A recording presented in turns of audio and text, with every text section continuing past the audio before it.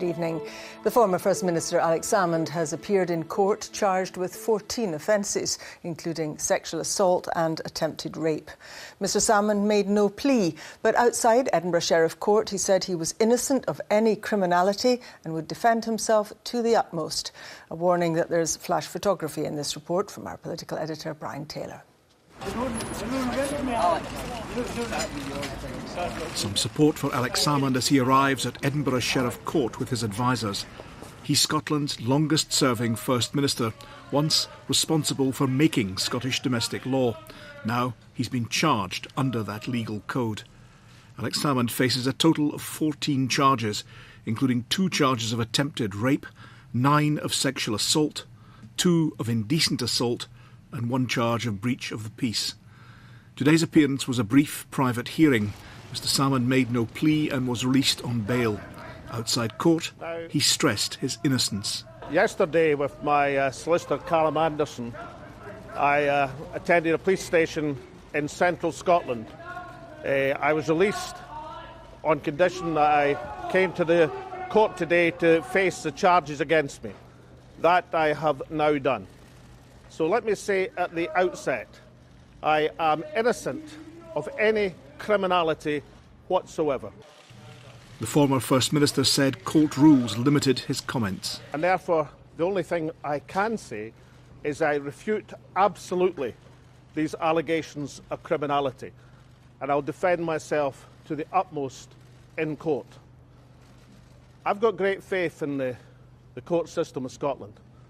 I've got recent cause to have great faith in the court system of Scotland. That is where I'll state my case. The position is this. We lost the referendum vote. Alex Salmond stood down as First Minister in 2014 after the independence referendum. A year ago, complaints were lodged against Mr Salmond from civil servants, dating back to his time in office. That prompted inquiries by Scottish Government officials. I'd firstly obviously like to thank my outstanding legal team. Earlier this month, Alex Salmond won a Court of Session case when the Scottish Government owned up to flaws in their procedure.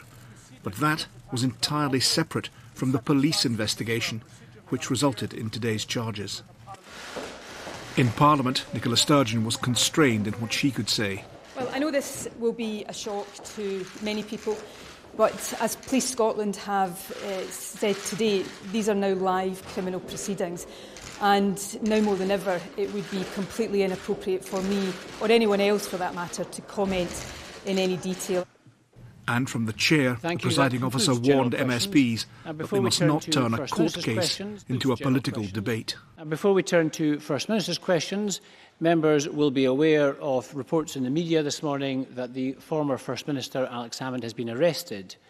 As I hope members will also be aware, and as applies with all such matters, that means that the parliamentary rules on sub judice apply, as this case is now active. For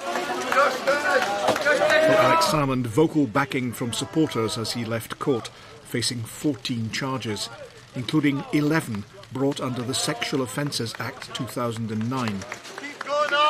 That legislation gave a statutory basis to sexual offences and defined consent. It was implemented by Alex Salmond's government. And Brian Taylor joins me now from Edinburgh. Brian, what happens to these other inquiries you mentioned in your report? What happens to them now? Yeah, I mean, Sally, there are 5 inquiries in all arising from this matter, but it has to be said that it is now the police inquiry which resulted in Alex Salmond appearing here at Edinburgh Sheriff Court today that is by far the most predominant of the others. That there is a parliamentary inquiry due to get underway, an open parliamentary inquiry due to get underway into who knew what and when within the Scottish Government, but I think it is accepted on all sides that will now have to be placed on hold until the criminal investigation is exhausted one way or another. Scotland's politicians, the politicians throughout the world, are used to appearing before the court of public opinion. Alex Salmond now has to defend himself before Scotland's criminal courts. Brian Taylor, thank you very much.